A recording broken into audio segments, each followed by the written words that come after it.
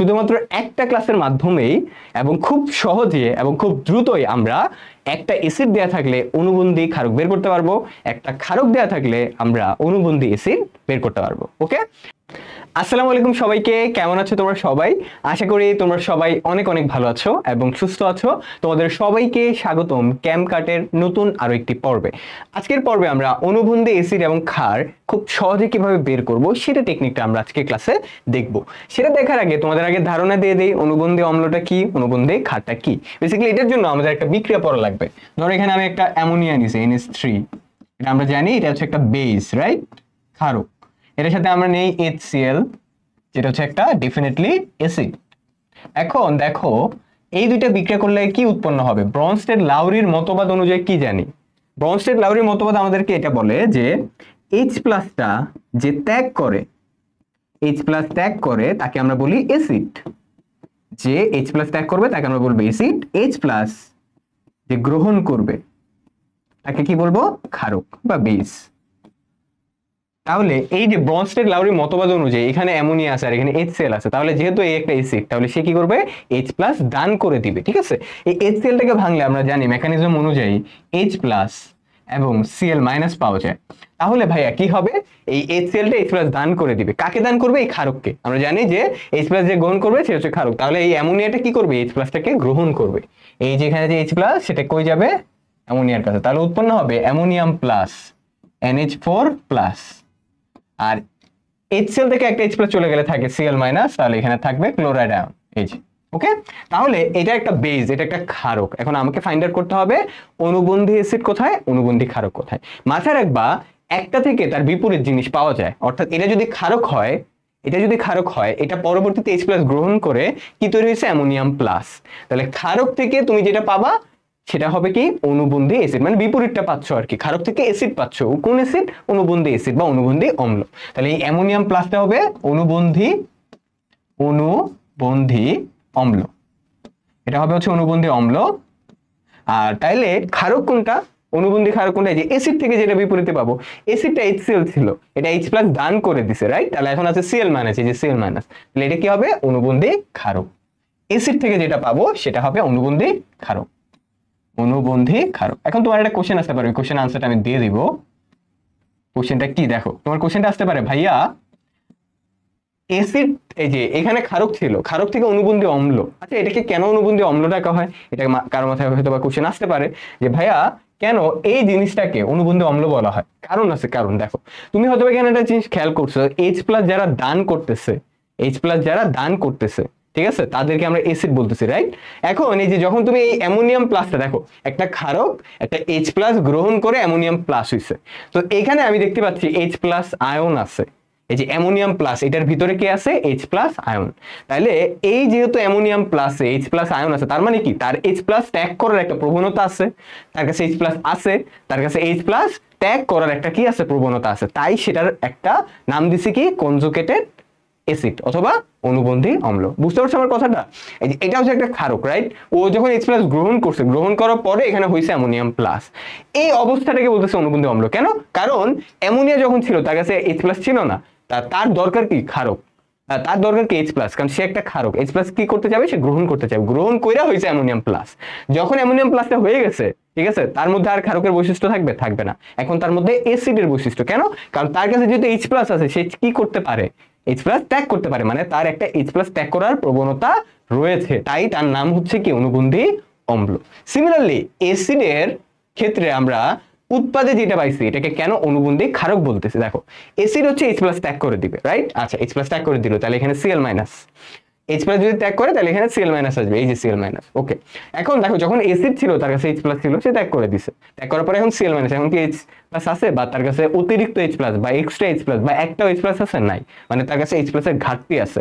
তার মানে তার মধ্যে একটা বৈশিষ্ট্য যে সে H+ আবার গ্রহণ করতে চাইবে, সে কি করতে চাইবে, H+ গ্রহণ করতে চাইবে। এই যে তার একটা H+ গ্রহণ করার প্রবণতা, তাই তার বৈশিষ্ট্য তখন হয়ে যাবে কি, ক্ষারকীয় বৈশিষ্ট্য। তাহলে সে তখন হয়ে যাবে কি, অণুবন্ধী ক্ষারক, অ্যাসিডের অণুবন্ধী ক্ষারক। ওকে, আজকের ক্লাসের মূল উদ্দেশ্য হচ্ছে আমরা ফাইন্ড আউট একটা অ্যাসিড দেয়া থাকলে অণুবন্ধী ক্ষারক কিভাবে বের করব, একটা ক্ষারক দেয়া থাকলে অণুবন্ধী অ্যাসিড কিভাবে বের করব, এটা আমরা আজকের ক্লাসে দেখব। টেকনিকটা আমরা তার আগে দেখে নিলাম যে বেসিক্যালি কেন অণুবন্ধী অ্যাসিড এবং অণুবন্ধী ক্ষারক বলা হয়। আশা করি আমরা এটা বুঝতে পারছি। ওকে, তাহলে বেস যখন থাকে তখন তার H প্লাস কি করে, সে গ্রহণ করে, তাই সে ক্ষারক।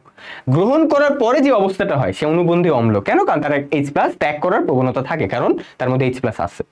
যখন অ্যাসিড থাকে HCl, তখন কি সে H প্লাস দিয়ে দিবে, কারণ তার কাছে H প্লাস আছে, তো সে দিয়ে দিল, তাই সে অ্যাসিড। দিয়ে দেওয়ার পরে যে অবস্থাটা হবে সে অণুবন্ধী ক্ষারক। কেন?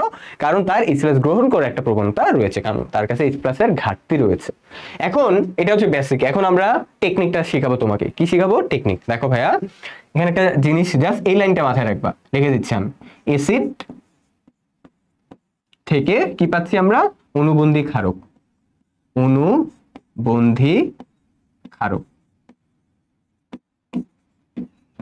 আর তোমার হচ্ছে বেস থেকে কি পাচ্ছি, মানে ক্ষারক থেকে কি পাচ্ছি? অণুবন্ধী অম্ল। অণুবন্ধী অম্ল। এখন টেকনিকটা কি ভাইয়া? টেকনিকটা দেখো, তোমাকে আমি বলে দিই। টেকনিকটা মাথায় রেখো, তুমি যে কোনো এমসিকিউ সলভ করতে পারবে ইনশাআল্লাহ। অ্যাসিড থেকে যখন অণুবন্ধী ক্ষারক হয়েছে, খেয়াল করছো এই যে তোমার এই যে অ্যাসিড থেকে যখন অণুবন্ধী ক্ষারক হয়েছে তখন তার H প্লাস কমে গেছে না? তার মানে অণুবন্ধী ক্ষারকে মাথায় রাখবা একটা H প্লাস কম থাকবে। H প্লাস কম।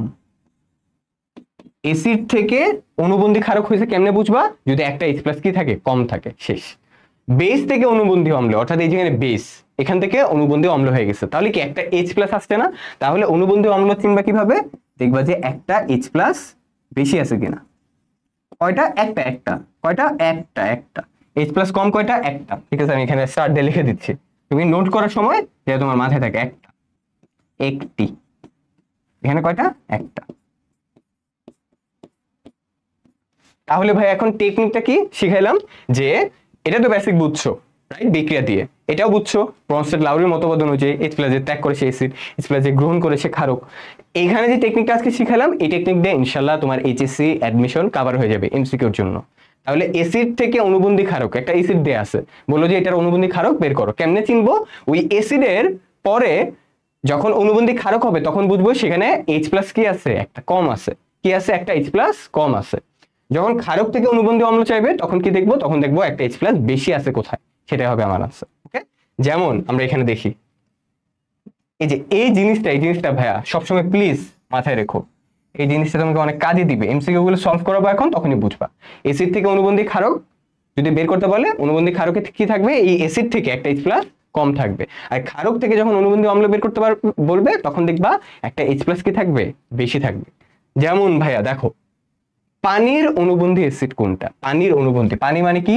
H2O। পানি মানে কি? H2O, এর অণুবন্ধী অ্যাসিড। আচ্ছা, পানির অণুবন্ধী অ্যাসিড, পানি কি তাহলে এখানে একটা ক্ষারক হিসেবে কাজ করবে, রাইট?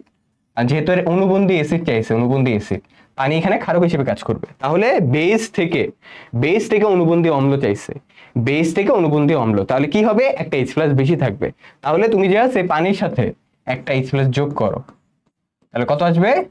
এটা আসবে হচ্ছে H3O প্লাস হাইড্রোনিয়াম আয়ন। তাহলে এটা কোথায় আছে দেখো, এটা আছে হচ্ছে এই জায়গাতে, তাহলে এটাই হবে আনসার।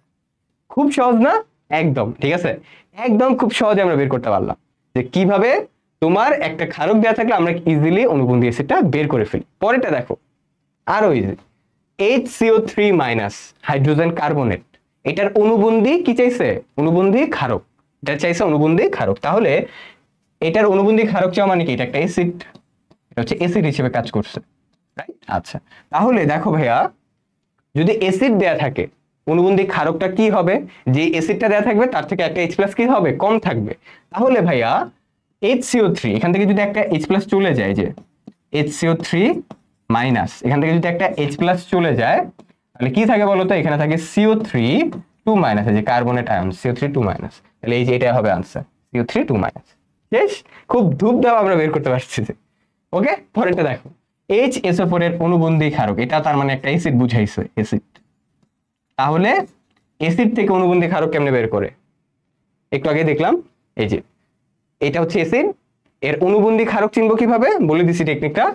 অ্যাসিডের অণুবন্ধী ক্ষারক, এই যে অ্যাসিডের অণুবন্ধী ক্ষারক কেমনে চিনবো? একটা H প্লাস কম থাকবে, মানে একটা H প্লাস কে বিতাড়িত করে দিবা, একটা H প্লাস কে বিতাড়িত করে দাও। তাহলে HSO4 মাইনাস থেকে একটা H প্লাস বাদ দাও, তাহলে কি হবে বলো তো? তাহলে যেটা হবে SO4 2 মাইনাস, SO4 2 মাইনাস। তাহলে এখানে আনসার কোনটা হবে? এই যে SO4 2 মাইনাস। ঠিক, খুবই সিম্পল, খুবই সিম্পল। ওকে, তাহলে দেখো আমরা ইজিলি বুঝতে পারলাম কিভাবে অণুবন্ধী ক্ষারক থেকে অ্যাসিড আমরা কিভাবে অ্যাসিড থেকে অণুবন্ধী ক্ষারক আমরা নির্ণয় করতে পারবো, কিভাবে ক্ষারক থেকে অণুবন্ধী অ্যাসিড আমরা এই অ্যাসিড ক্ষার নির্ণয় করা শেষ। তাহলে শুধুমাত্র একটা ক্লাসের মাধ্যমেই এবং খুব সহজে এবং খুব দ্রুতই আমরা একটা অ্যাসিড দেয়া থাকলে অণুবন্ধী ক্ষারক বের করতে পারবো, একটা ক্ষারক দেয়া থাকলে আমরা অণুবন্ধী অ্যাসিড বের করতে পারবো। ওকে, তাহলে আশা করি আমরা বুঝতে পারছি আজকের ক্লাসে, আশা করি তোমার জন্য অনেক বেশি উপকারী হবে। সবাই ভালো থেকো, সুস্থ থেকো, এবং ভিডিওটা ভালো লাগলে অবশ্যই ফ্রেন্ডদের সাথে শেয়ার করে দিও, কারণ নূর ভাই একটা কথা অলওয়েজ বলি, শেয়ারিং ইজ কেয়ারিং। তো সবার সাথে দেখা হবে ক্যামকাটের নতুন আরো একটি ভিডিওতে। আল্লাহ হাফেজ সবাইকে, আসসালামু আলাইকুম।